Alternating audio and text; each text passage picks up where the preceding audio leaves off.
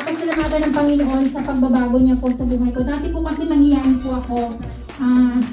Dati yun, ayun po yung binago ng Panginoon. Amen. Dati po pag after ng church, uwi na po ako, ganyan. Hindi na po ako nakikihalubilo sa bawat isa. Pero ngayon po, natutunan ko po na lagi po sinasabi ng pastor na we need to care for others. Amen. Na hindi lamang po tayo nabubuhay para sa ating mga sarili, kundi para din po sa ibang tao. Amen. At ngayon po, noon nga dati po, uwi na agad po ako, may pupuntahan kung saan. Ayun lang po yung buhay ko noon. Pero nung nanatili po ako sa JLA, natuto po talaga ako na makihalubilo sa bawat isa. Kahit hindi ko po kakilala minsan, nahihiya pa rin po ako, pero parang nahihiya talaga ako. Pero dapat yung gawin kasi alam ko na sa akin na ang Panginoon. At nais din po ng Panginoon sa bawat isa atin na tayo rin po ay maging maalagain po tayo sa bawat isa. Dahil tayo po ay mga anak ng Diyos. At isa pa po ay takot po ako sa rejection, mga kapatid. Ayoko po naiinis po ako kapag nare-reject, lalo na po kapag mag-share po ng Word of God. At isa po sa bagay na natutunan ko na siguro po yung pastor sa atin, yung magkaroon tayo, mag-build tayo muna ng relationship. Sa pag-share ng Word of God, kailangan hindi natin sila pinuforce, mga kapatid, na umattend. Kundi mag-build muna po tayo ng relationship. Kaya nga po, pag may nakakilala po ako mga Pilipinas sa parang naisip ko agad relationship. Ayun po agad talaga yung nasa isip ko. Kaya nagpapasalamat po ako sa Panginoon. Amen. At isa pa pong bagay na pinagpapasalamat ko po sa Panginoon ay, meron po akong mga insecurities sa buhay ko, mga kapatid. Minsan tinatanong ko si Lord, tinatanong ko si Lord, sabi ko, pagdating po sa educational attainment, kasi po, high school graduate lang ako, naka-vocational naman po ako, pero hindi ako nakatapos.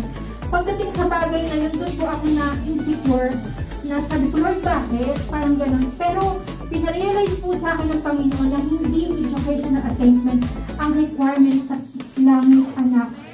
Hindi ko ano yung natanggap mo, ano yung natin mo dito sa lupa, anak, ang paraan para maligtas ka, kundi yung relasyon mo sa Panginoon, yung relasyon mo sa kapwa mo, kung ginawa mo ba yung kalooban ng Panginoon during na nabubuhay ka sa lupa.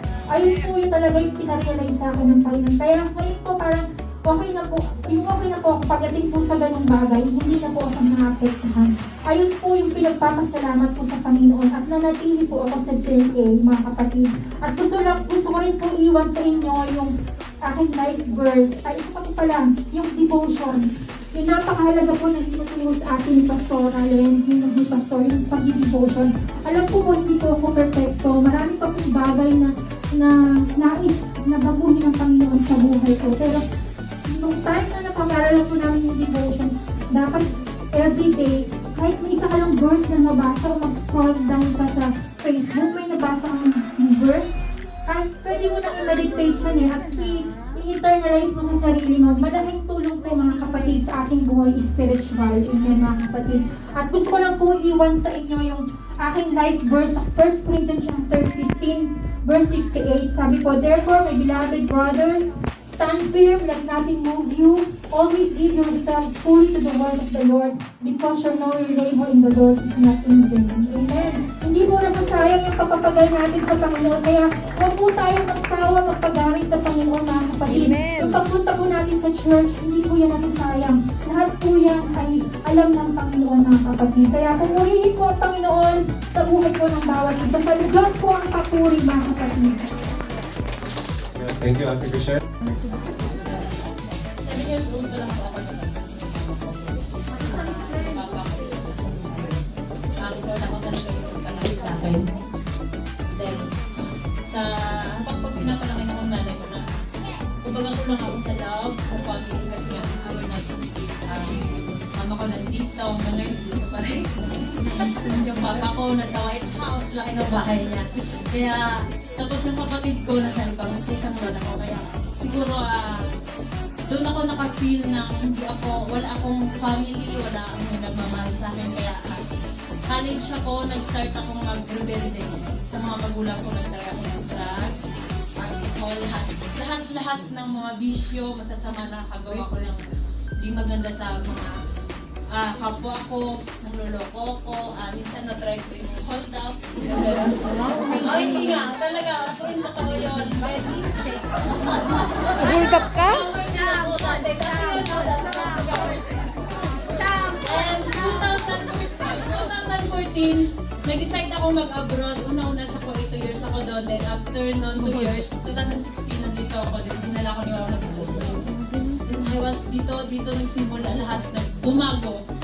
Nagbago ang buhay ko. Kasi iniwan ko ni Mama kay Tiglenda. Kaya thankful ako kay Lord. Kasi si Lord talaga nagbigay ng way, nagbigay ng friends, ng family. Nakita ko yung love dito. And yung bago ko nga sinabi nga ni Pastor na mag-testimony ako, tinanong ko muna silang nito ko. Sabi ko, nagbago ba ako? Sabi niya, sabi niya sa akin kasi sabi niya yung 5 minutes na isi-share ko, kulang yun sa kabutihan ng Diyos. Ito lang yung nangusap ko sa akin yung verse na to sa 2 Corinthians 5:17. Therefore, if anyone in Christ, he is a new creation, and all things have passed away. Behold, and all things have become new. Nagbago na ako ngayon. Hindi na po kay scammer. Kaya ngayon, naramdaman ko na po yung love. Love scam. Piramdam ko ng Panginoon sa akin yung love. Tinulungan niyo po akong ipakita ang katotohanan ng buhay. And then, sa ngayon ay namumuhay ako over 6 years na free na ako sa drug, alcohol. Wala na po ako. Ang tawag dito? Panglagan.